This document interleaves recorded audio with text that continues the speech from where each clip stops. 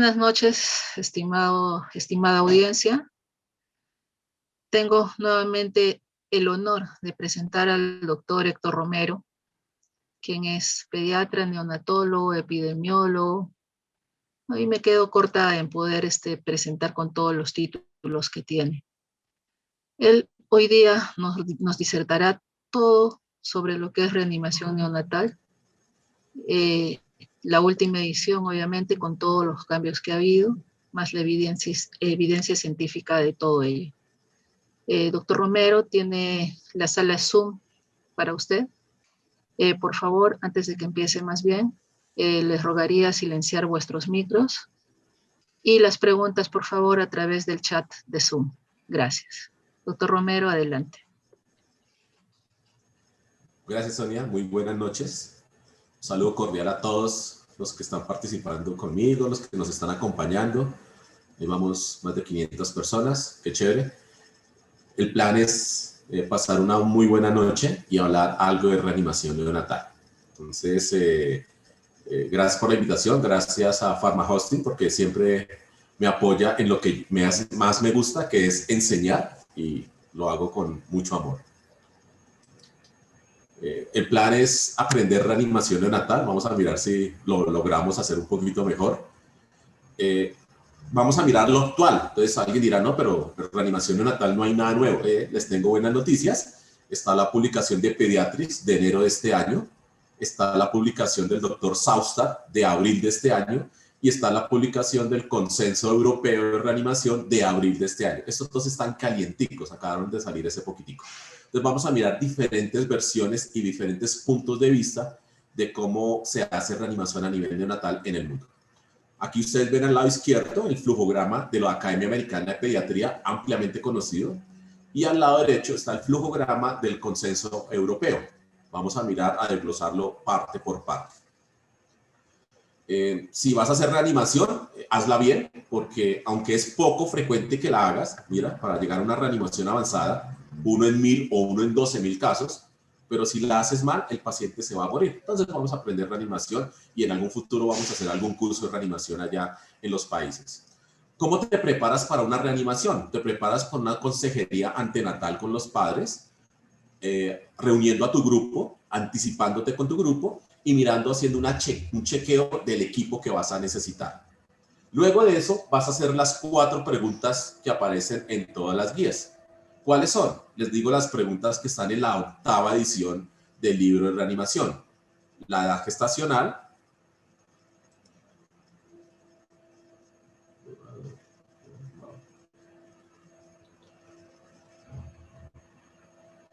perdón, es que me doy cuenta que el puntero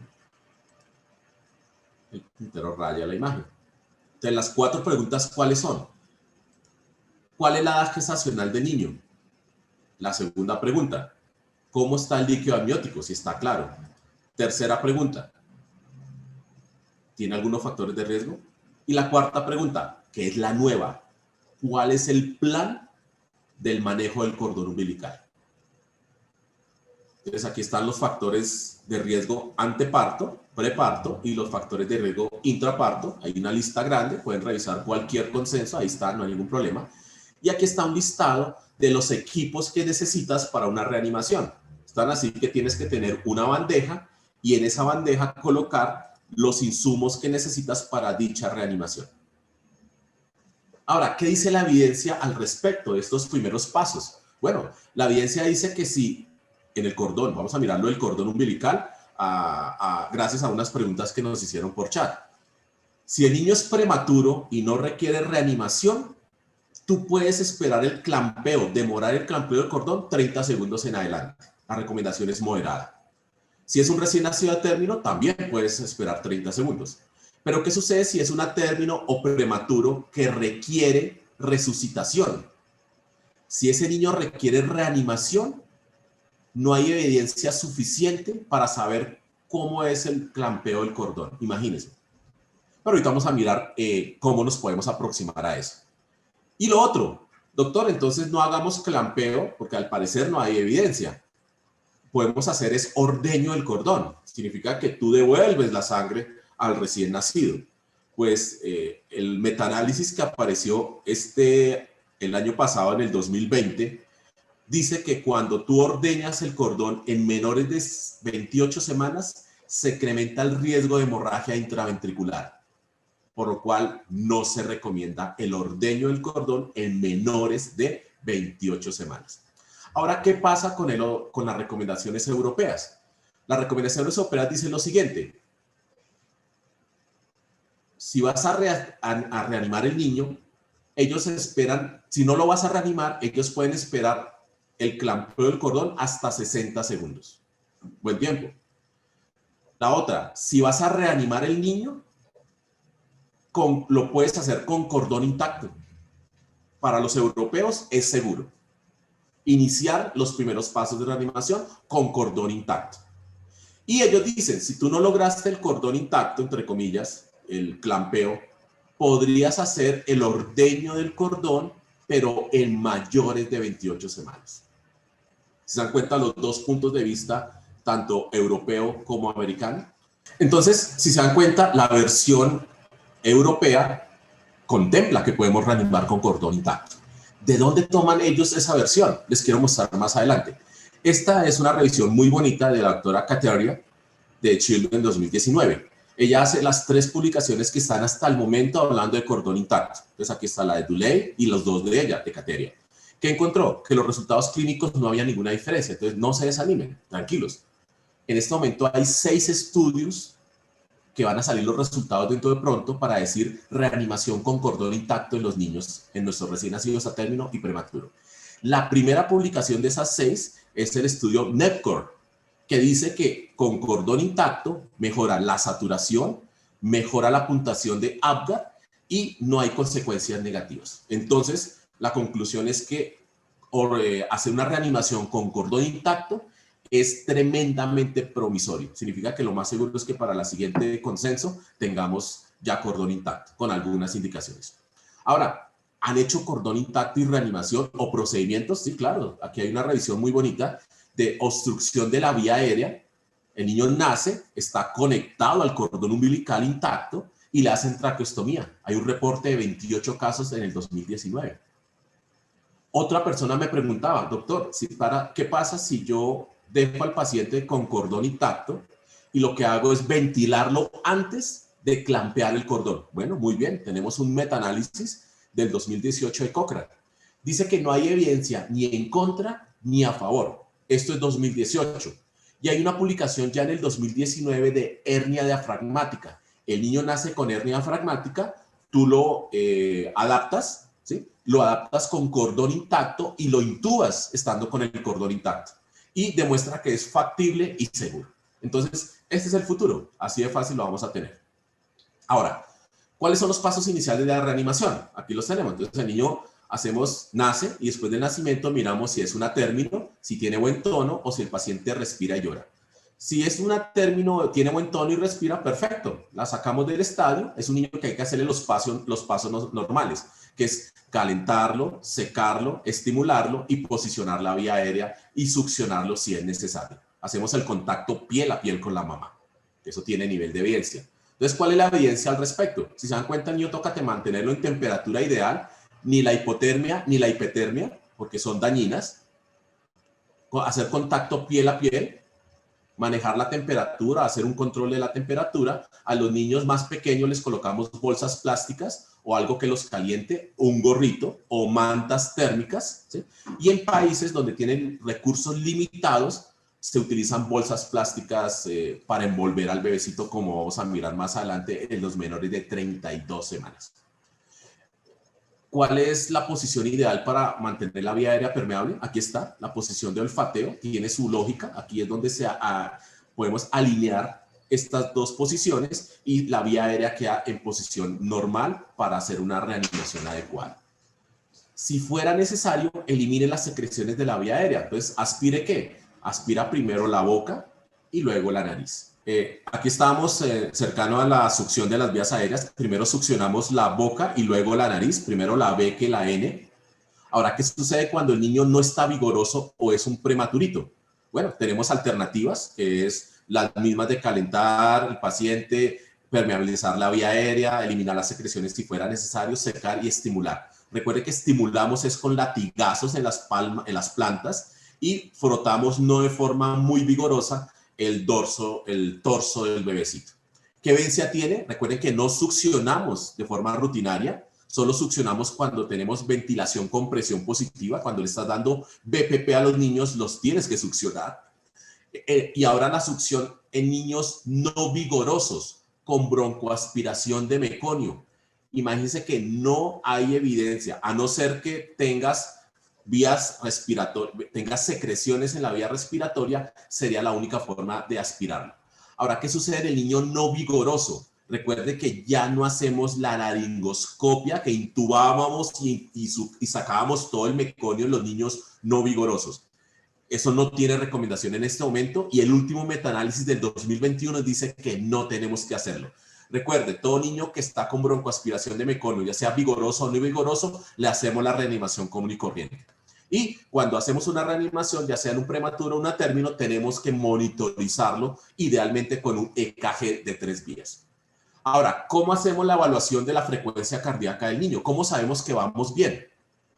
Lo escuchamos con el fonendoscopio o el estetoscopio, tomamos el pulso que está en el cordón umbilical, o podemos monitorizarlo con un pulso oxímetro, o podemos colocarle EKG en los 3 electrodos, el rojo, el blanco y el negro. Bueno, sería, ¿cuál es mejor? Bueno, esa respuesta la dio Johnson en el 2020.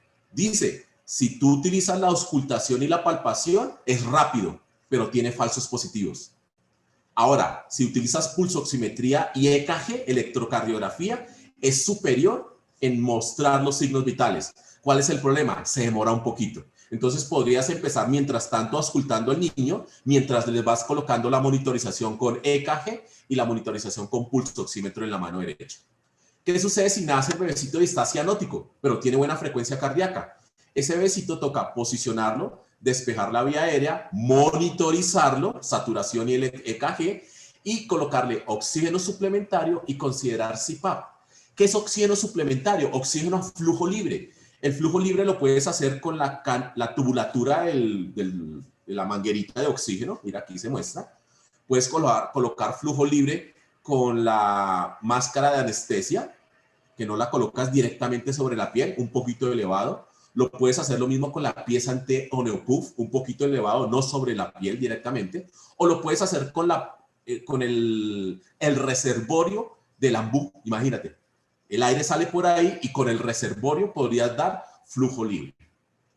Claro, en los niños que están con dificultad respiratoria, presentan baja saturación de forma persistente, lo ideal es dar CPAP.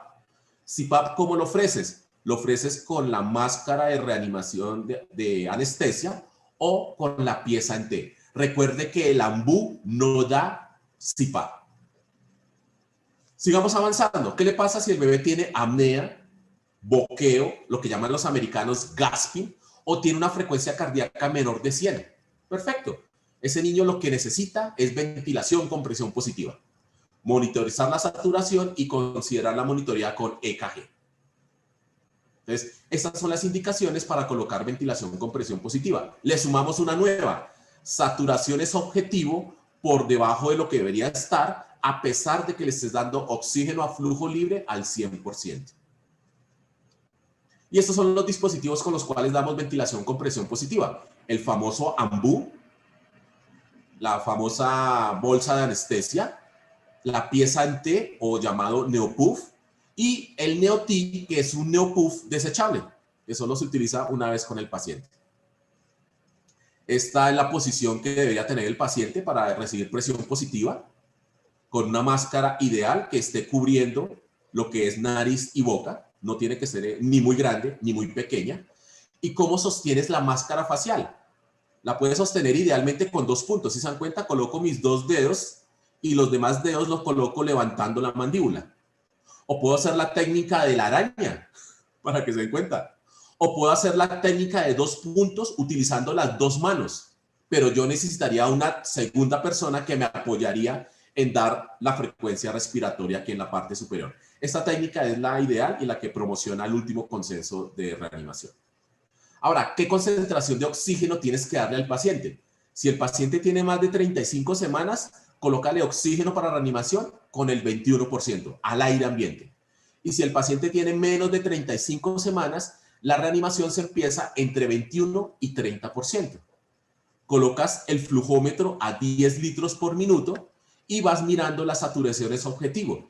Les doy un ejemplo. Uno se estresa y habitualmente la reanimación uno se da cuenta entre el minuto 3 y 5 que ya va a una reanimación avanzada.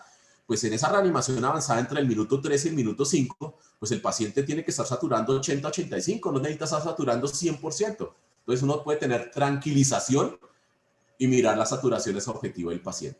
Entonces, el oxígeno para el paciente, el 21% de reanimación, tiene buena recomendación, pero mire, si reanimamos al 100%, produce daño, incrementa la mortalidad. Ya hay 2 metaanálisis que dicen eso. ¿Y qué sucede con los menores de 35 semanas? Pues la recomendación de 21 al 30% tiene buena recomendación. ¿Con qué frecuencia ventilamos al paciente? Entonces, tú le estás dando presión positiva y ¿con qué frecuencia lo haces? Tienes que dar 40-60 respiraciones por minuto. ¿Y cuál es el ritmo que nos enseñas? Respira 2-3, respira 2-3. Respiras, yo aprieto la bolsa autoinflable o oprimo el ambú. Y 2-3, suelto. Ese es el ritmo de dar respiración en el paciente con ventilación con presión positiva. Sé cuánta FiO2 le tengo que dar, sé cuál es el ritmo. Tercera pregunta, ¿cuál es la presión que tengo que darle? Bueno, la Academia Americana de Pediatría dice que empezamos entre 20 y 25. Son más específicos los europeos. Los europeos dicen que entre 30, empezamos con 30 en los recién nacidos a término y con 25 en los recién nacidos prematuritos. Y uno lo cuadra en el NeoPUF. Aquí en la parte superior cuadras el PEP y aquí cuadras el PIP. ¿Y cuál es el PEP que sugiere para reanimación? El PEP. El PEP, la Academia Americana de Pediatría, sugiere empezar con 5 centímetros de agua. Los europeos sugieren empezar entre 5 y 6. Empezar significa que no te puedes quedar ahí. Podrías subirle el PEP. Y el máximo PEP que utilizamos es 8. Ahora, ¿cómo evalúas que estás haciendo una ventilación con presión positiva bien? Le estás dando ambú y ¿cómo sabes que estás haciendo las cosas bien? Pues evalúa la frecuencia cardíaca. Entonces, a los 15 segundos de estar dando ventilación con presión positiva, evalúas la frecuencia cardíaca y mira si el tórax se está expandiendo. Si la frecuencia cardíaca está aumentando, continúa dándole ventilación con presión positiva. Las cosas van bien. Si la frecuencia cardíaca no está aumentando, pero tú ves que el pecho se eleva, lo que tienes que es dar ventilación con presión positiva, acomodar las cosas para que eleve el pecho. Y el tercer escenario es que si no está aumentando la frecuencia cardíaca y aparte no ves que expande el pecho, estás haciendo algo mal. Tienes que hacer los pasos correctivos de la ventilación con presión positiva. Y es lo que llamamos Mr. Sopa. Ya lo vamos a mirar. Ahora, después de 30 segundos vuelves a hacer la segunda evaluación. ¿En qué consiste la segunda evaluación? Si ya estás moviendo el pecho porque estás haciendo las cosas bien, mira la frecuencia cardíaca. Si la frecuencia cardíaca está en 100 en adelante, vas bien, espera que el niño se recupere. Si la frecuencia cardíaca está entre 60 y 99, vuelve a mirar los pasos correctivos de Mr. Sopa. Pero si estás expandiendo el pecho y han pasado 30 segundos y la frecuencia cardíaca no se eleva por más de 60, tienes que reevaluar los pasos correctivos y lo más seguro es que toque intubar y empezar las compresiones torácicas de tu paciente. Y estos son los pasos correctivos de Mr. Sopa. M de máscara, ajusta la máscara, reubicas la vía aérea, das 4 a 5 respiraciones con presión positiva. Si no mejora, utilizas la S de succión y la O de abrir la boca. Si no mejora, das 5 ventilaciones presión positiva. Si no mejora, aumentas la presión y la presión se aumenta entre 5 y 10 centímetros de agua. Recuerden que empezamos entre 20 y 25 y lo podemos aumentar hasta 40 centímetros de agua. Si definitivamente no mejoró y le das 4 a 5 respiraciones, tienes que mirar la vía alternativa. Y tienes 2 formas de mirar la vía aérea. O intubas al paciente o le colocas una máscara laringe. Aquí está la bolsa autoinflable, el ambú. Recuerde que no sirve para dar CPAP. Tenemos la bolsa de anestesia, recuerde que tiene que tener un sello hermético para que se infle la bolsa, si no, no sirve. Y tenemos la pieza T, que al parecer es el mejor dispositivo para presión positiva. Hay una revisión del 2020 que dice que es el mejor dispositivo. Es tan así que podría disminuir la displasia broncopulmonar. Imagínate, tú reanimas al niño y ya impactas en la displasia broncopulmonar en un futuro. Y aquí es como cuadras, recuerda, aquí cuadro el pico en el NeoPuff y aquí cuadro el PEP en el NeoPuff. Cuando estás dando ventilación con presión positiva y han pasado 2 minutos, tienes que colocarle una sonda, o si no se le empieza a inflar el estómago por retención de aire.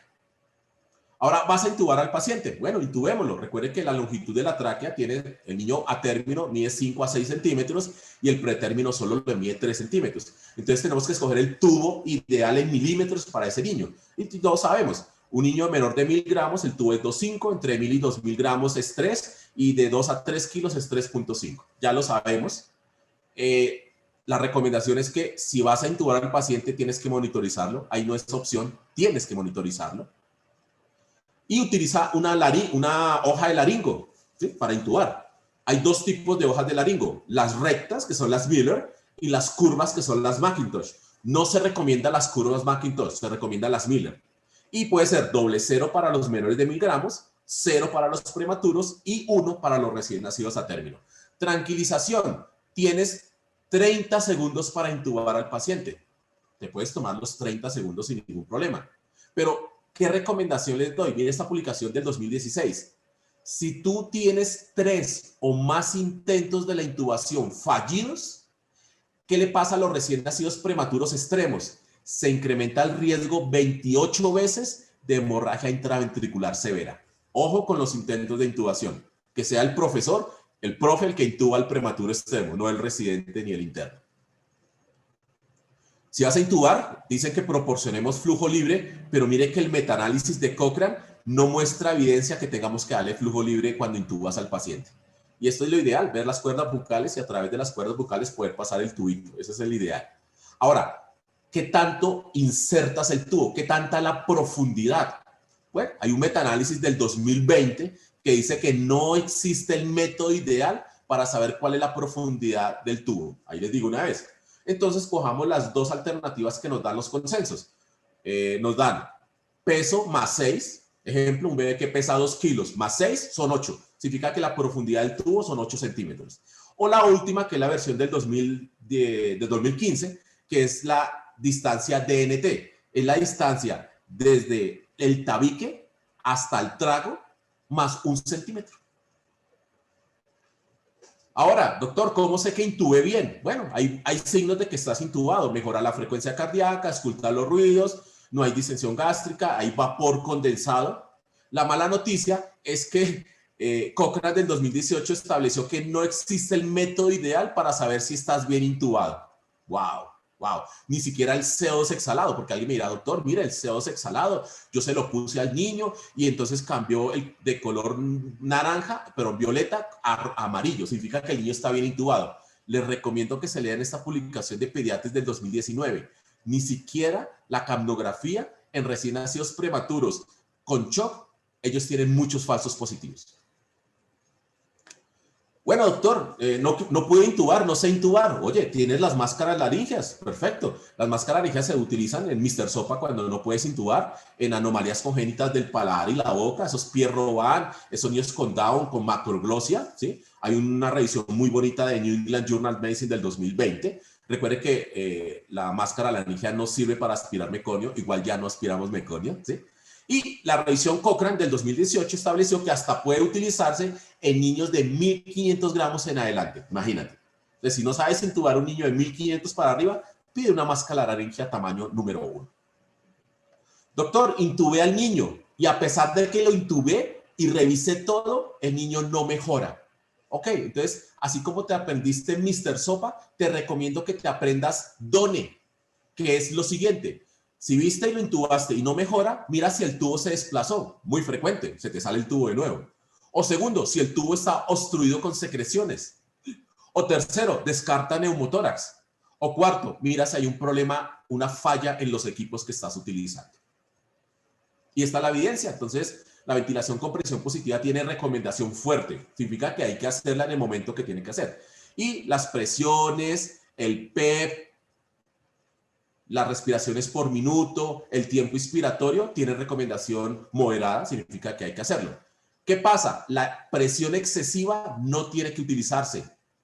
Es dañina. Y sabemos otra cosa. Alguien en algún momento plantearon las insuflaciones sostenidas. Es insuflar con presiones altas de 20-25 durante 5 a 6 segundos. Eso abre todo y recluta los alvéolos teóricamente. Pues hay una revisión y un metaanálisis del 2020 en JAMA Pediatrics que determina que las insuflaciones sostenidas no deberían ser utilizadas. Incrementa el riesgo de mortalidad. Ahí, como les digo. Entonces, no utilizamos en los prematuros, no utilizamos ni prematuros chiquiticos, utilizamos insuflaciones sostenidas. Y el CPAP tiene nivel de evidencia moderada para utilizar. Compresiones torácicas. Hagamos unas compresiones a ver cómo le va. Así nos hacen las compresiones. Entonces, si el paciente tiene una frecuencia cardíaca menor de 60 y en ese momento, si no lo has intubado, intúbalo, por favor. ¿Sí? Empieza las compresiones. Coordina las compresiones con ventilación con presión positiva. Iníciale oxígeno al 100%. Recuerde que empezamos con 21 o con 21-30. ¿Sí? Y la otra, monitorizas al paciente. ¿Cuál es la técnica para hacer las compresiones? La técnica ideal es la de los 2 pulgares. Aquí está. Tú tomas los 2 pulgares, deprimes el esternón y rodeas con tus otros dedos el torso del bebecito. Ahí sostienes la columna. Hay 2 metaanálisis, 2020 y 2019, diciéndonos que es el mejor método.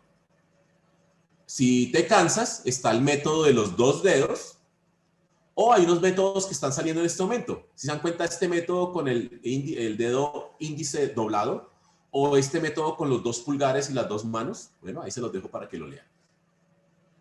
Recuerden que el sitio donde hacen las compresiones es aquí. Es entre la apófisis sifoides y una línea imaginaria entre los 2 pezones. Comprimes el pecho 1/3. No separa los dedos del tórax, tienen que estar ahí uniditos. ¿Sí? ¿Y el ritmo cuál es? El ritmo es 1 y 2 y 3 y ventila. 1 comprimes, 2 comprimes, 3 comprimes y ventilas. Y 1 y 2 y 3 y ventila. Y 1 y 2 y 3 y ventila. Ese es el ritmo. Ok, entonces todos sabemos hacer el ritmo. Y 1 y 2 y 3 y ventila. Significa compresiones con ventilación. Pero mira lo que aparece con Sun Jong Kim. Hay una revisión del 2021. Lo que hacen es la relación 3-1, no hacerlas con ventilación, con insuflaciones sostenidas en recién nacidos a término. Recuerde que insuflaciones sostenidas en los prematuros, no. Pero mira lo que puede pasar en los recién nacidos a término. Reduce el tiempo de recuperación de circulación espontánea. Mejora la mortalidad, mejora los resultados respiratorios y hemodinámicos. Wow. Esto puede ser el futuro. Entonces, evidencia, sabemos que las compresiones tienen buena evidencia. Oxígeno al 100% en reanimación es incierto, ya lo sabemos, hasta Cochrane lo dijo. ¿Sí? La relación 3-1 tiene buena recomendación, ¿sí? Y hay que utilizar los 2 deditos porque es la que mejor da presiones y menos se fatiga a uno. Y durante las compresiones tienes que tener un monitor con EKG. Eso no hay vuelta de hoja, tienes que hacerlo. Uso de fármacos, ya nos vamos acercando hacia el final de la conferencia. Utilizas fármacos cuando la frecuencia cardíaca persiste por debajo de 60 a pesar de las compresiones que estamos haciendo. Entonces, si se persiste por debajo de 60, consideras la adrenalina y si sigue estando malito, tienes que mirar de pronto el niño tenga hipovolemia o vuelves a evaluar un neumotórax. Si se dan cuenta que yo en la reanimación en 2 pasos evalúo el neumotórax, evalúo el neumotórax en la mnemotecnia DONE y vuelvo a evaluar el neumotórax después de haber colocado un bolo de solución salina. Canalizamos la vena umbilical con todo el equipo, ya lo sabemos. Recuerde que uno introduce el catéter y apenas haya un retorno de sangre, ahí lo dejas y lo inmovilizas. Doctor, no sé colocar catéteres umbilicales. No te preocupes, tranquilización, puedes utilizar una aguja intraósea. Existen los 4 métodos de aguja intraósea. Hay unos que son con pistola y a otros que son con trocker. Uno ahí empuja hasta que entra. Uno lo hace aquí en la superficie plana anteromedial de la tibia. Doctor, pero eso no tiene evidencia. Claro, en la guía americana al parecer no tiene evidencia, pero quiero mostrarles lo que dicen los europeos. Los europeos dicen, sí, no se puede acceder a un acceso venoso umbilical, la ruta intraósea es una alternativa razonable. Y a través de la intraósea puedes colocar fluidos y medicamentos. Puedes colocar sangre, inotrópicos. Sí, señores. Bueno, coloquemos adrenalina. Entonces, aquí está la forma de colocar adrenalina. Recuerden, cuando colocamos adrenalina, tenemos que utilizar una llave de 3 vías para que todo sea aséptico, no se contamine. Y aprendimos mucho de adrenalina en las últimas revisiones que aparecieron en el 2019 y 2020, donde hablan de adrenalina. ¿Qué dicen sobre adrenalina? Utilizamos una concentración de 1 en 10.000. Significa que cogemos una ampolla, aquí tenemos el gráfico, cogemos una ampolla, tomo una ampolla y la agrego a 9 centímetros de solución salina. Significa que al final quedo con una aguja de 10 centímetros en la cual hay 9 centímetros de solución salina y 1 centímetro de adrenalina. Eso es lo que llamamos concentración 1 en 10.000. Se puede colocar, lo preferible es colocarlo endovenoso, pero se puede colocar intraósea y si no hay una alternativa, la puedes colocar a través de la vía endotraqueal, a través del tubo, ¿sí? Ahora, ¿cuál es la dosis? Imagínate que nos la cambiaron para el 2010-2020. El consenso, el último de reanimación del 2020, establece que la dosis inicial de reanimación de adrenalina es 0,2 centímetros por kilo. Recuerden que yo hago la preparación en una jeringa de 10 centímetros. De esa preparación lleno una jeringa de insulina de 1 centímetro. Sobre esa jeringa de 1 centímetro es que yo dosifico al paciente. De esa jeringa de 1 centímetro voy a pasar 0,2 centímetros cúbicos por kilo cada dosis. Doctor, pero no he logrado canalizar ni tener intraósea, entonces pásala a través del tubo orotraqueal. La dosis de tubo orotraqueal se subió, ya está en 1 centímetro por kilo, si tú lo pasas de forma endotraqueal. Y se repite cada 3 a 5 minutos. El otro cambio es que para barrer la adrenalina a través del catéter central o a través de la intraósea, necesitas barrer con 3 centímetros de solución salina. Antes decía que era con medio centímetro, ahora es con 3 centímetros para todo grupo etario. Doctor, ¿algún otro medicamento? Hasta ahí llega la Academia Americana de Pediatría, pero quiero mostrarles lo que dicen los europeos acerca del bicarbonato. Dice, el bicarbonato se puede utilizar durante la reanimación prolongada, después de haber tenido una ventilación adecuada y que la reanimación, el paciente no haya respondido a otras terapias. Entonces ahí, para los europeos todavía existe una alternativa del bicarbonato. Para los americanos está totalmente abolido el bicarbonato, igual que la naloxona. Doctor, ¿y qué sucede si el bebé no responde a los pasos iniciales de reanimación, no responde a la adrenalina y yo veo que tiene signos clínicos de choque o me avisan que la mamá tiene antecedentes de pérdida aguda de sangre, una placenta previa, un cordón que se rompió? ¡Wow! Debes sospechar que el niño tiene hipovolemia o shock. En ese contexto utilizas un bolo de expansor de volumen. Solución salina es lo normal, pero si tú tienes a la mano y ha perdido sangre el bebecito, puedes tener glóbulos rojos O negativo. Los glóbulos rojos y la solución salina se pueden pasar intravenosa e intraósea. Intratraqueal no, por favor. Esa jeringa tiene que estar marcada con solución salina o con glóbulos rojos. Y el bolo, el tiempo en pasar el bolo es de 5 a 10 minutos. Ojo con los prematuros menores de 30 semanas. Los bolos rápidos incrementan la hemorragia intraventricular. ¿Y cuánto es la cantidad del bolo que pasamos? De 10 a 20 centímetros por kilo. Y recuerde que no está recomendado pasar bolos de albúmina ni expansores sintéticos, además de todas esas cosas que hacen los adultos, que tampoco tiene evidencia. Entonces, tanto la vena como la ruta intraósea tienen nivel de evidencia. La dosis de adrenalina, pasar adrenalina endotraqueal o intravascular y repetirlo cada 3 a 5 minutos, todo tiene nivel de evidencia, igual que el uso de expansores. Consideraciones especiales, recuerden que si el paciente tiene un neumotórax, tienes que drenar el neumotórax. Les recomiendo que se lean este Cochrane, del 2019, donde compara aguja en el segundo espacio intercostal versus tubo de tórax en el cuarto espacio intercostal con línea axilar anterior. La conclusión es que habría mejoría y menos necesidad de tubos si tú drenas el neumotórax directamente con una agujita en el segundo espacio intercostal con línea axilar media. Línea clavicular media. Para los niños con Pierre Robin podemos utilizar unas cánulas de Hedel para permeabilizar la vía aérea. Por reanimación que hay de evidencia, si el paciente está asfixiado y necesita hipotermia, la recomendación es fuerte, por favor, mándalo a hipotermia. Yo he escuchado charlas en Harman Hosting acerca de hipotermia y cómo manejar hipotermia, ¿sí? Hay que monitorizar de cerca al paciente, medir los niveles de glucosa y si el paciente estuvo en asfixia, en hipotermia, hay que saber cómo recalentarlo. Todas las medidas de manejo post-reanimación están en el libro ACOR, que apareció en la versión de noviembre del 2020. Es la segunda versión que aparece. Doctor, ¿y qué pasa con los prematuritos? Eso se toca mantener una temperatura del ambiente, donde en la sala donde hacemos reanimación, entre 23 y 25 grados centígrados, con un calor radiante, ponerle gorrito en la cabeza y en los menores de 32 semanas utilizar bolsa plástica o una manta térmica. Es la recomendación.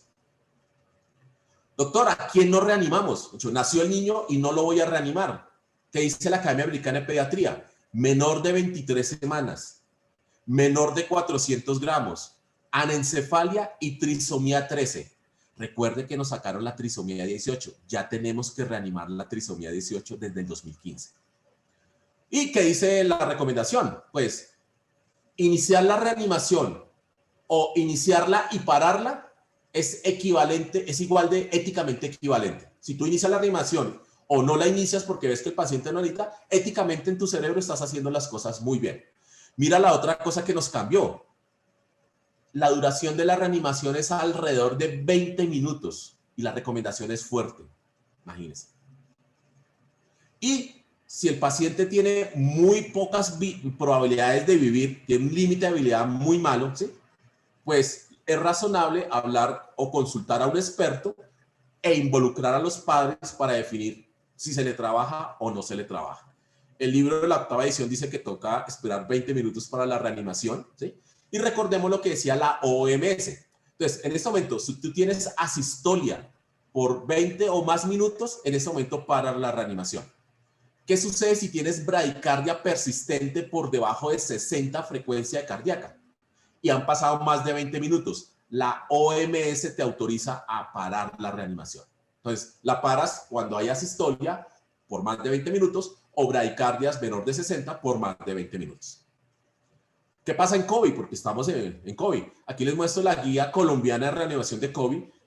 No es muy diferente a la americana del 2010, a la argentina del 2010 o a la china del 2010. En el cual pues es el mismo flujograma, lo único que dice, oye, te insisto en que te protejas, por favor, todas las medidas de protección personal, utiliza filtros de alta eficiencia, puedes utilizar máscara laringeas, ¿sí?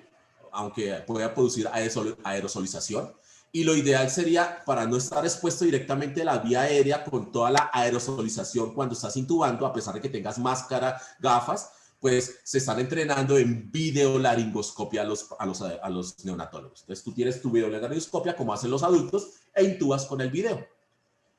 Estas son las recomendaciones, el nivel de evidencia, lo más nuevo que ha aparecido. Recuerden, estamos hablando de publicaciones de hace unos poquitos días, abril del 2021. Quedo atento a las preguntas. Si tengo la respuesta, claro, si no, pues se las enviaré por correo, la buscaré y se las enviaré por correo. Gracias, doctor Héctor. Acá hay algunas preguntas ya en el chat. Si tienen más, por favor, continúen haciéndolas. Dice, ¿dar presiones altas puede causar neumotórax? O mejor, ¿qué porcentaje se le da de PIP alto? Que se le da PIP alto terminan en neumotórax.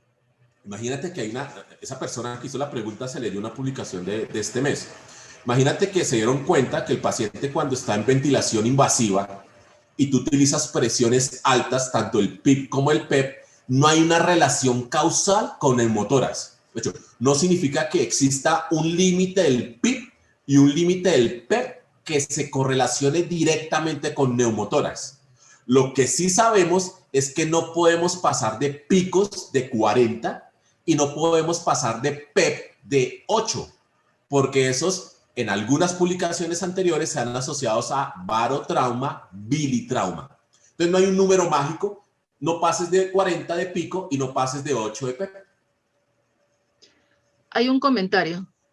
Y recuerden que Mr. Sopa no es necesario realizarlo si cuentas con un equipo tipo NeoT. Los que lo han usado, este tiene un manómetro visual que te permite en tiempo real ver el desplazamiento de la manecilla. Y si hay fuga o no, hay entrada de ventilación en la vía aérea, no se desplaza el manómetro, lo que es más fácil de usar para un estudiante o médico en formación o enfermera. Lo de la sonda orogástrica no es necesaria al 100% colocarla en el segundo ciclo de dar ventilación. No hay ningún metaanálisis, comentan. Sobre la sonda no existe ningún metaanálisis, por eso la recomendación es de expertos sobre la sonda, ¿sí? Pero esos pacientes hacen aerofagia. El problema es que cuando llenan el estómago de aire, comprimen el tórax y te queda más difícil hacer la ventilación con presión positiva. Esa es la. Segunda, Mr. Sopa está en las guías, ¿sí? Está en todas las guías. Claro, tú teniendo un neopuff, igual tienes que reposicionar la máscara, porque el neopuff te puede censar cuánto está haciendo de escape, pero tienes que reposicionar la máscara. El neopuff no te succiona por sí solo, tienes que tú succionar, entonces tienes que hacer la S. El neopuff tienes que saber Mr. Sopa, porque él solito no sube las presiones hasta 40, tú tienes que hacerlo. Entonces, la idea en reanimación es que tú tengas mnemotecnias y flujogramas para que todos hablen el mismo idioma. Por eso la recomendación de Mr. Sopa es recomendación moderada. Si mi bolsa de reanimación no tiene válvula de seguridad, ¿cómo puedo guiarme de cuánta presión le estoy dando a la hora de BPP? Difícil, pero ¿sabes qué hacen en los cursos de instrucción? Tú cuando das una AMBU, das...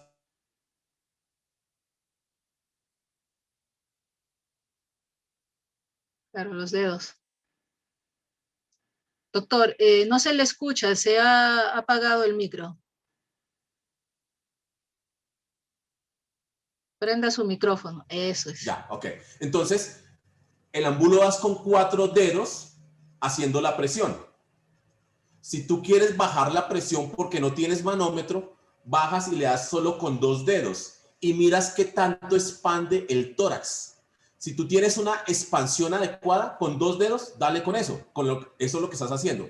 Y lo titulas con la frecuencia cardíaca y lo titulas con la saturación objetivo del minuto que vayas. Pero lo ideal es utilizar un dispositivo que tenga presiones seguras. Si fuera tu sobrinito, tu hijo, te gustaría que fuera con un dispositivo seguro. Así es. Dicen, no existe en este momento un estudio observacional o de otro tipo de la recomendación de Mr. Sopa, que la recomendación de Mr. Sopa sea útil en escenarios reales. Dígame en su experiencia si lo hacen con el equipo NeoT. No es necesario, es muy fácil ventilar. Nosotros hacemos Mr. Sopa. La recomendación es cuando fuimos a entrenarnos a Estados Unidos para el curso de reanimación, nos enseñaron Mr. Sopa. Y si quieres tener una literatura de Mr. Sopa, está aquí. Critical Care Nurse Clínica en Norteamérica del 2018. Te lo lees y ahí están las recomendaciones de Mr. Sopa. Dice, con la técnica de los 2 pulgares, he visto más lesiones en el tórax del neonato. Por lo regular suelen enterrar las uñas en vez de usar los dedos. Hay que cortarse las uñas. No, bien, entonces, para eso, imagínate que para eso existen las alternativas. La alternativa es que si tú vas a oprimir y estás haciendo con las uñas, tú puedes colocar un dispositivo entre tus uñas y la piel del bebé. Una gasa o 2 gasas o un dispositivo que te logre que no hagas lesión sobre la piel.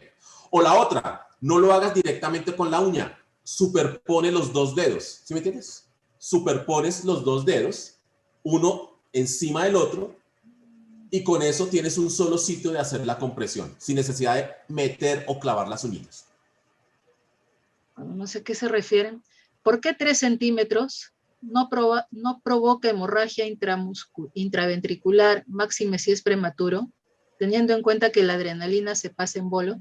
No, entonces aprendimos mucho de adrenalina. Entonces les recomiendo las dos publicaciones, sobre todo la publicación que aparece en Pediatrics del 2020, noviembre del 2020. Aprendimos con modelos animales que cuando tú dabas solamente medio centímetro a 1 centímetro para hacer el flush y barrer la adrenalina, los animalitos se demoraban en retornar a la circulación espontánea. Entonces tomaron animalitos y les hacían con 2 centímetros, les iba bien. Tomaron animalitos y con 3 centímetros de barrido de la adrenalina, la recuperación a la circulación espontánea era significativamente mejor que con solamente medio centímetro. Recuerde que no pueden haber estudios en niños porque no es ético a un niño colocarle adrenalina y a otro no adrenalina, ¿sí? ¿Cuántas veces se puede administrar adrenalina?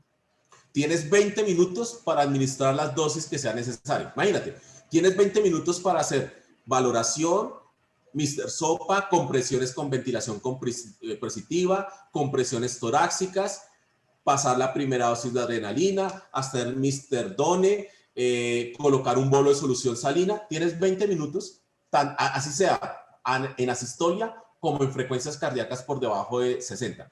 Si tú haces el cálculo, alcanzas a tener entre 4, máximo 4 o 5 dosis de adrenalina. Si la das cada 3 minutos, imagínate. Si la das cada 3 minutos y das 5 dosis, 5 por 3, 15. Ahí está, máximo 5.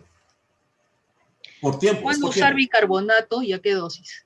Entonces, yo no uso bicarbonato, yo soy de la literatura americana, pero si vas a utilizar bicarbonato, vete por el consenso europeo. El consenso europeo dice que utilizas bicarbonato cuando has hecho todos los mecanismos de reanimación, has hecho toda la reanimación, el paciente no mejora, pero lo tienes ventilado. Significa que tienes controlada la ventilación. En ese momento puedes colocar el bicarbonato. ¿Cuál es la dosis de bicarbonato? 1 a 2, máximo 2. Habitualmente colocan 1 mil equivalente por kilo bolo. No se coloca bolos en los recién nacidos prematuros extremos. Les aumenta la hemorragia intraventricular. Para niños con sospecha de madre COVID o confirmado, deberá de colocarse filtro para virus, los que se usan en las ramas de ventilador. Sí, esa es la recomendación de todas las 3 guías que están vigentes en este momento. Realmente hay 16 guías de atención del recién nacido en el mundo, 16 en revistas indexadas, pero todas recomiendan filtros. Ahora, ¿cuál es el problema? Los filtros tienen volumen muerto, espacio muerto. Los filtros en menores de 1500 gramos es mucho el espacio muerto. Por eso sugieren que en menores de 1500 no coloques el filtro. Ahí sí te arriesgas a hacer la reanimación y ventilación sin filtro. ¿Por qué consideran 20 minutos de reanimación según la evidencia? ¿Qué pasa con los daños neurológicos? Bueno, entonces, eso, muy buena la pregunta. Aparece en el libro, en el artículo de Pediatrics de cuánto tiempo se demora la reanimación. Y basado en eso es que hicieron las publicaciones de la Academia Americana de Pediatría y hicieron el consenso europeo. Imagínate que se dieron cuenta que los niños que demoraban 20 minutos, ¿sí? 20 minutos, casi el 38% sobrevivían la primera hora. Imagínate, eso es harto. ¿Sí? Y a largo plazo, el 18% de esos niños sobrevivían con problemas neurológicos moderados a severos. El 18% sobrevivían, quemados del coco, pero sobrevivían. Pero había un 11% que sobrevivían sin problemas neurológicos moderados ni severos, solo leves. Entonces la Academia Americana de Pediatría dice, vamos a darle chance a ese 11% y a ese 18% para que sobrevivan. Al 11% los recuperaremos con terapias y a ese 18% pues pueden quedar con parálisis cerebral, pero van a sobrevivir. ¿Qué medicación recomienda antes de la intubación? ¿Cómo? ¿Qué? ¿Qué medicación recomienda antes de la intubación? Entonces, estamos en reanimación. En reanimación no hay ningún medicamento para prepararse para la intubación. Tú intubas directamente al paciente, no tienes que premedicarlo. Ahora, ¿quieres premedicarlo? Claro, en la intubación programada. Entonces te lees la publicación de la Academia Americana de Pediatría del 2013. Dice, si tú vas a intubar a un niño de forma programada, deberías utilizar un relajante muscular o un opioide y para evitar la bradicardia, atropina. Pero es para intubación programada, no para emergencia de reanimación. Hay muchos agradecimientos a su ponencia, doctor. Y hay otra pregunta. ¿Siempre se realiza el Mr. Sopa? Sí. ¿Tienen algo con el Mr. Sopa? ¿Les cayó mal el doctor Mr. Sopa? Oiga, les cuento una cosa. Si ustedes leen la publicación americana de reanimación del 2021 y el libro de reanimación, el editor en jefe es el doctor Gary Weiner. Tú dices, ¿y el man qué hizo? Les cuento que Gary Weiner creó el Mr. Sopa.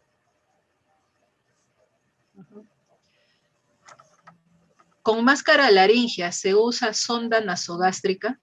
No, porque la misma máscara laringea comprime, ocluye la vía gástrica, el esófago, la glotis, y permite el huequito para que solamente se ventile el esófago, el ataque. Dice, una pregunta, ¿y ventilar con Neopuff te ayuda en reanimación? Sí, recuerde que está en el artículo SCOP, reanimación con presión positiva, SCOP, del 2019, donde dice que con OR limítrofe, porque el OR pasa hasta 1.1, hay una reducción de la displasia broncopulmonar. Mantener el cordón intacto. ¿Es no cortarlo y seguir los pasos de reanimación? ¿O significa algo más? No, es no cortarlo, dejarlo conectado a la mamá. Significa que tú tienes que tener un dispositivo para colocar al niño al lado de la madre. No, el cordón no es tan largo para llevarlo a otra habitación a reanimarlo. Tienes que reanimarlo al lado de la mamá y tener todo el equipo al lado de la mamá. Y el cordón sigue intacto. Ya cuando llegas a lo de reanimación con medicamentos, ya te toca, ¿sí me entiendes? Ya te toca cortar el cordón umbilical, ya, hasta ahí llega, no vas a reanimar, doctor, reanimé 20 minutos y se me murió, y el cordón, no, pues lo dejé intacto, no. Cuando estés en adrenalina, cortas y canalizas la vena umbilical. Doctor, ¿es cierto que aspirar secreciones con perilla de goma produce más aerosoles y por ello sería necesario o recomendable realizar con equipo de aspiración en neonatos de madres con COVID? Sí. Yo les quiero, la aerosolización tiene un mito, ¿sí? Quiero mostrarles a ver si está acá. ¿Alcanzas a ver esta imagen? ¿Sí? ¿Sí? ¿La ves? ¿La estás viendo? Sí. ¿Sí?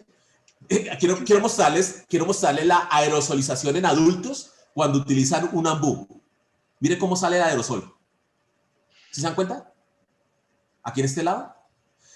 Cuando un adulto con una bolsa de ambú de adulto de 700 mililitros hace la compresión, la aerosolización del adulto abarca más o menos 5 centímetros. Imagínate, 5 centímetros.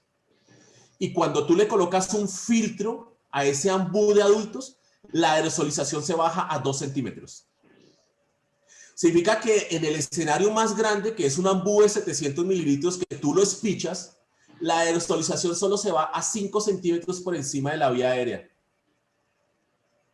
Entonces, sí y no. Entonces, podría hacer más aerosolización, pero se recomienda más la pera que la sonda para aspirar, porque la sonda para aspirar, al pasar a través de la nasofaringe, tiene más riesgo de producir bradicardia reactiva. ¿Alguna recomendación en el traslado del recién nacido que requiere CPAP con reanimador en T? ¿Alguna recomendación?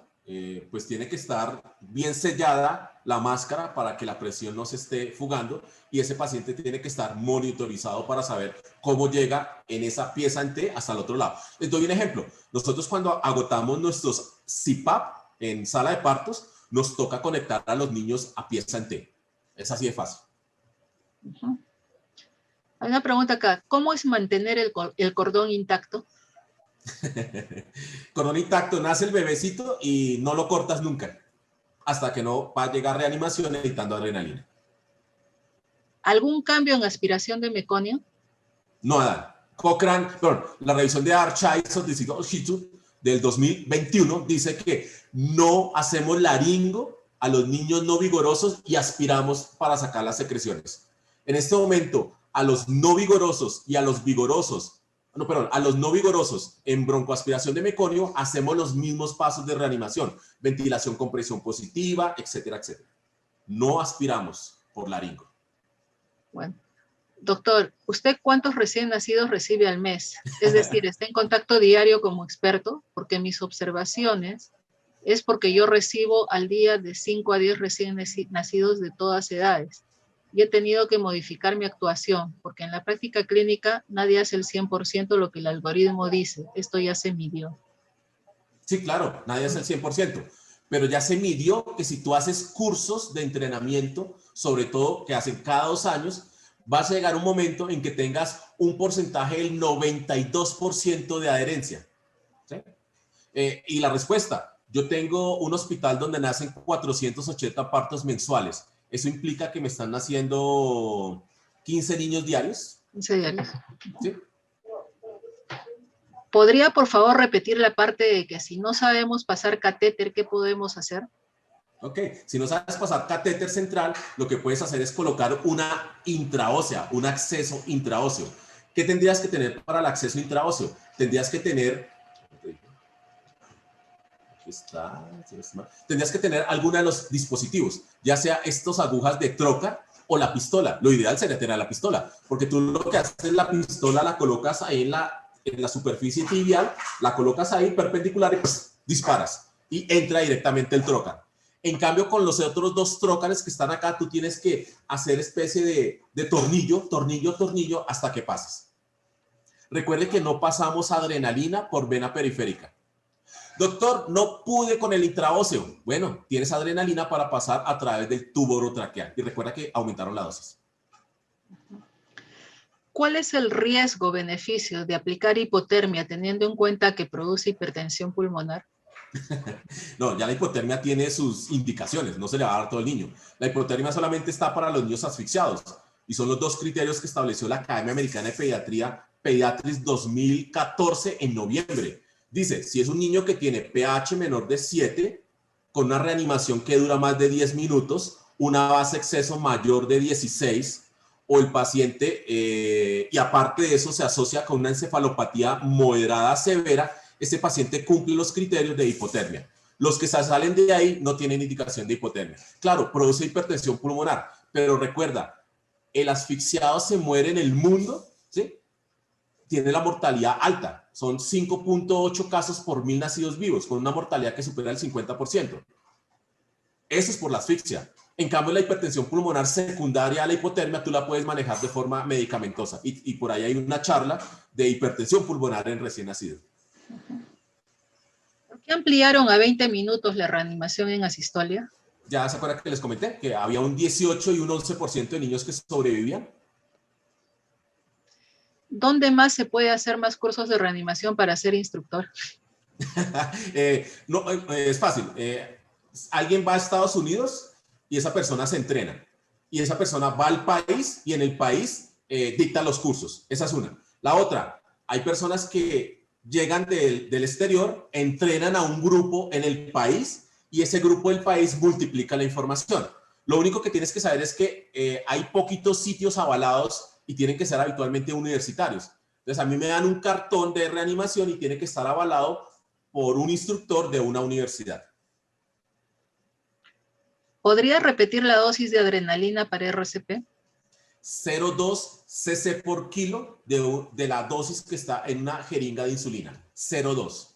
La dosis anterior era 0,1 a 0,3. Ahorita es 0,2, la mitad. ¿En qué casos ha considerado no reanimar y por qué? Ya sabemos, Lo si dijo. viene anencefalia, no reanimas, trisomía 13, no reanimas, menor de 400 gramos, no reanimas, y menor de 23 semanas, no reanimas. Ah, pero una cosa, en Japón reaniman niños de 22 semanas. 22 semanas.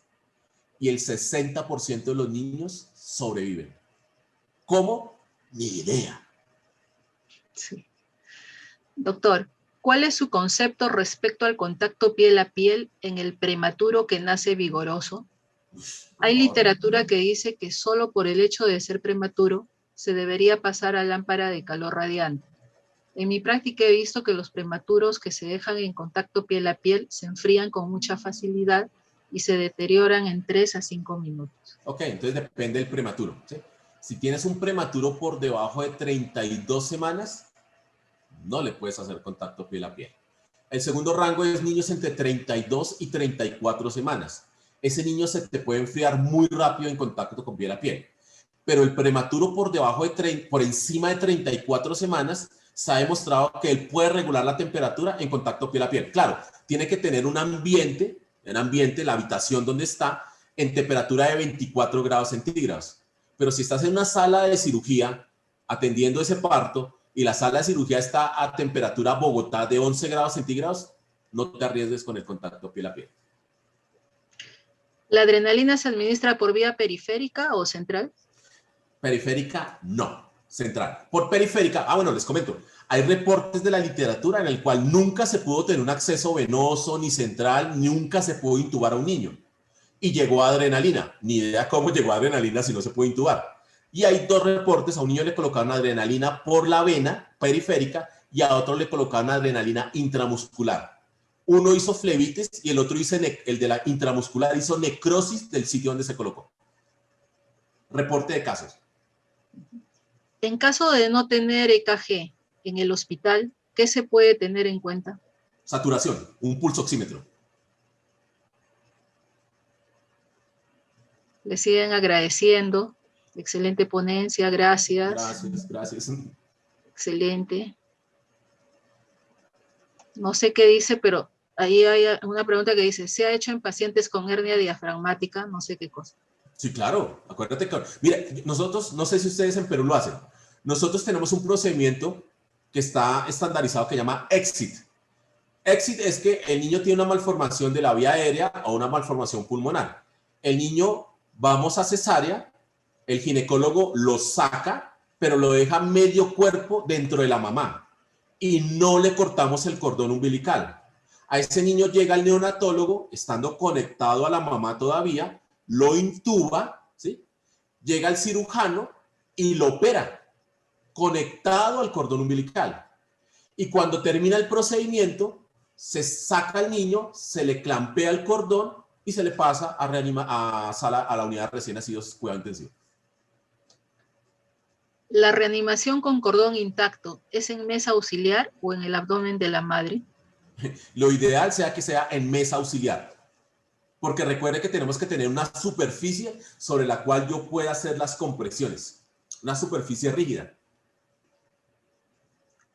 Si no contamos con aguja para punción intraósea, ¿se puede realizar con alguna otra aguja? Sí, imagínense que hay publicaciones de hacerlo con yelcos, con agujas grandes, ¿sí? Esas de las más gruesitas, las que son en adultos, y se le hace el mismo procedimiento de perforar. Hay reportes de casos, pero no se recomienda porque para eso está la pistola o para eso está el troca. El cordón deja de latir entre 1 a 3 minutos. ¿Por qué cortarlo después? ¿Por qué cortarlo después? Bueno, si se dan cuenta, hay 3 metaanálisis Cochrane y otros 2 metaanálisis que demostraron que si tú dejas el cordón umbilical, lo clampeas de forma tardía, ¿sí? El paciente tiene mejor sangre, mayor cantidad de sangre, produce más ictericia, pero esa ictericia no es patológica.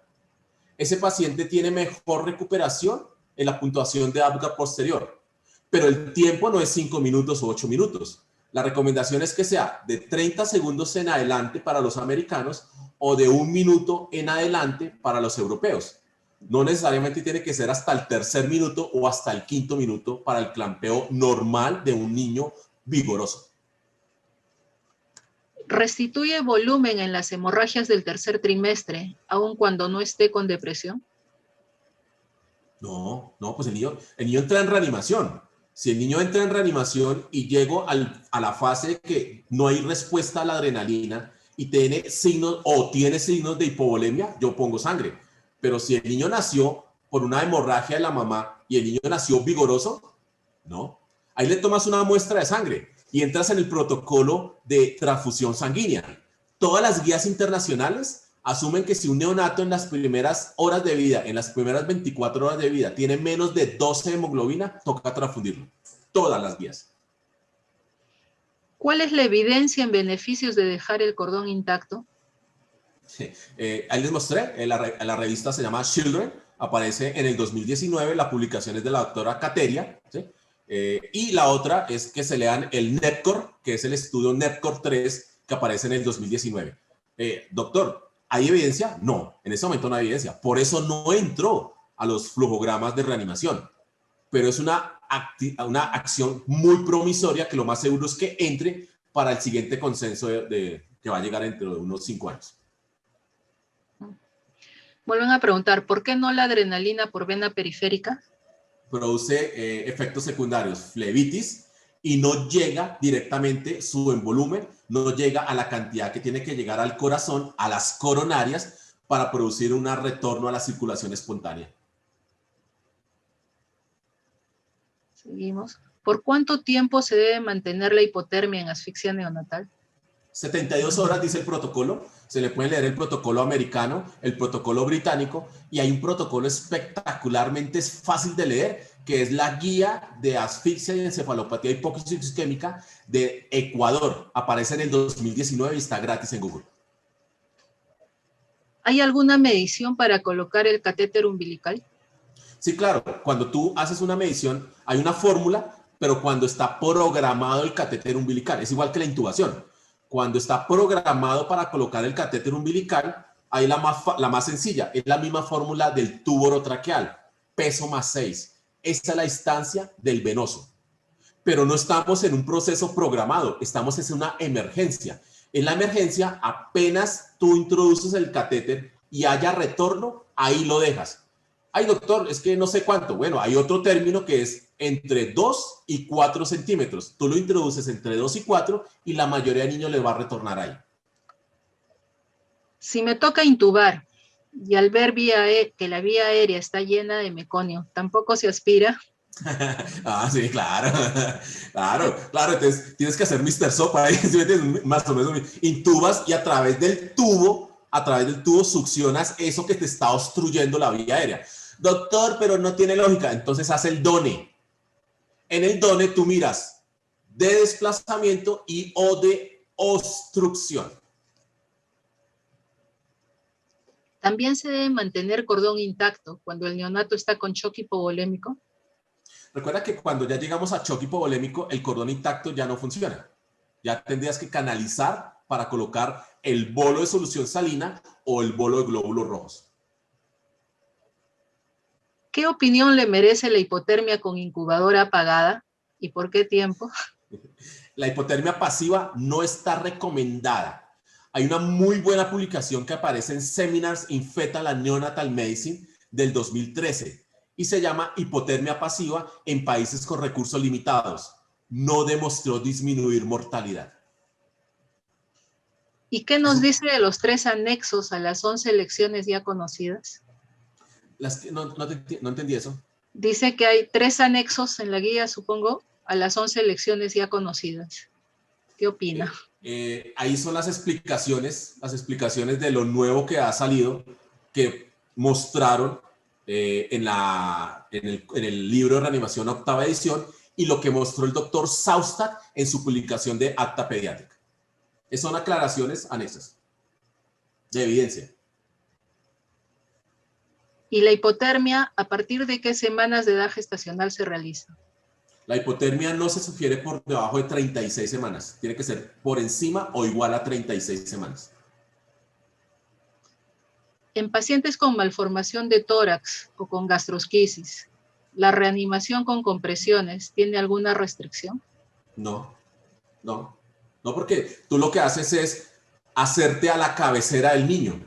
Entonces te haces al revés y haces las compresiones no al frente del bebé, sino a la cabecera del bebé. Y el líder de la respiración se corre a la mitad, se corre a un lado, perdón.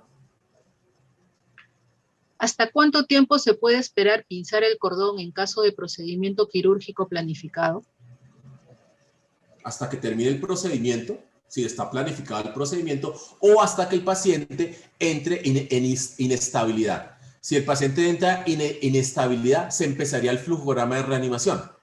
Pero la mayoría de procedimientos, si el paciente está conectado y sigue habiendo flujo a través de eso, y el paciente está monitorizado con ecocardiograma o EKG, hasta que termine el procedimiento. Esto me parece que ya lo dijo, pero recalcan. ¿Qué cambios hay en RCP en casos de madre con COVID positivo? Sí, recuerde que tenemos que utilizar las medidas de protección personal, los filtros de alta eficiencia en mayores de 1500 gramos, puedes utilizar una máscara laringia, evitar los mecanismos que producen aerosoles, utilizar videolaringoscopia, y hay una publicación que habla de tubos endotraqueales con balón. Imagínate, si tú al tubo le pones un balón, como hacen los adultos, evitarías la aerosolización. Léanse una publicación del 2015 de una revisión del estado del arte de tubos neonatales con balón, y se van a dar cuenta que no es una idea boba, no es despreciable. ¿La hernia diafragmática la intuba, así nazca sin dificultad respiratoria? El protocolo, les hago el mensaje. Existen 2 protocolos guías internacionales en este momento de hernia diafragmática. El Consorcio Europeo de Manejo de Hernia Diafragmática y la Guía de Hernia Diafragmática canadiense. Las 2, con recomendación basada en expertos, dice que si tú tienes confirmada la hernia diafragmática, así nazca bien, tienes que intubarlo. Bueno, doctor, hay muchos saludos desde los países hermanos también, de Venezuela, Argentina, México, Bolivia, del Perú, ni qué hablar, de todos los departamentos del Perú. Está siendo cada vez más popular usted. No, Muchísimas gracias por su ponencia. Bien que podamos estar dando la información reciente y poder tener una discusión con preguntas a todos los amigos, compañeros, colegas de Latinoamérica. Está también Chile, por si acaso. No, Colombia, Cali. Wow. Wow, amigos. Sí. Y bueno, en el Perú, ni hablar, de todos sitios. Paraguay. Wow, qué chévere, qué chévere. Saludos a todos. Algún día nos veremos, abrazaremos. Yo ya tengo las 2 vacunas, entonces me pueden abrazar, no hay ningún problema. Hay una pregunta que recién la hacen. Hijos con madre COVID positivo, ¿es recomendable el apego y lactancia inmediata? Recuerde que ya la OMS dice que así tenga COVID, la mamá tiene que hacerse apego y lactancia materna. ¿Cuál es el asterisco ahí? La mamá tiene que tener todas las medidas de protección en los equipos de protección personal para poderle dar lactancia a su bebé. Y recuerde, ya hay publicaciones ahorita de abril de 2021, donde dice que hasta la leche materna, las mamás que tienen COVID ya transfieren anticuerpos para COVID a su bebé a través de la leche materna. Imagínense. Bueno, más saludos desde Pereira, Colombia, Barranquilla, República Dominicana. Uy, excelente. Estaba por allá, muy bueno. Colombia, Buenaventura. Saludos, compañeros. Y Santa Marta.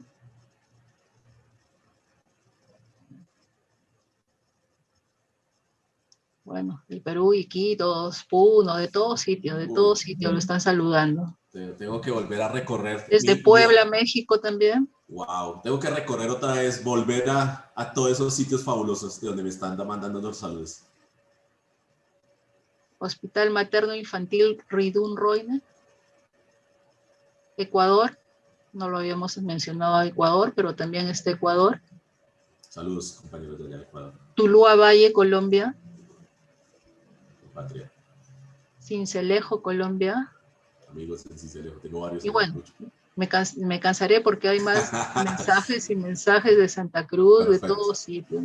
Muchas gracias, muchas gracias. Espero, bueno, gracias por su excelente ponencia, doctor.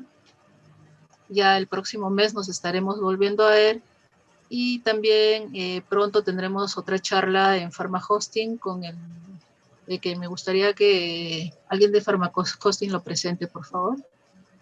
José. Sí, doctora, buenas noches, gracias por su asistencia. Doctor Héctor, muchísimas gracias por el tiempo que nos dedica, la deferencia que tiene para generar este tipo de charla. Y efectivamente el próximo 23 a las 13:30 horas de Perú tenemos la charla de biomarcadores en sepsis a cargo del doctor Máximo Bento. Pueden registrarse pues en nuestra página web o a través de los canales también que tenemos, como es el Facebook y el YouTube. Gracias, les deseo un feliz fin de semana. Gracias, doctora Sonia, por su tiempo. Gracias a todos. Gracias a los que formularon las preguntas. Esperamos hayan quedado satisfechos con las respuestas y siempre dispuestos a atenderlos. Que tengan un buen fin de semana y muchas bendiciones. Bueno, y a nombre del Hospital María Auxiliadora, del Servicio de Neonatología de agradecemos infinitamente a Pharmahosting y al doctor Romero por estas excelentes disertaciones. Gracias, buenas noches. Buenas noches, gracias a todos. Dios los bendiga.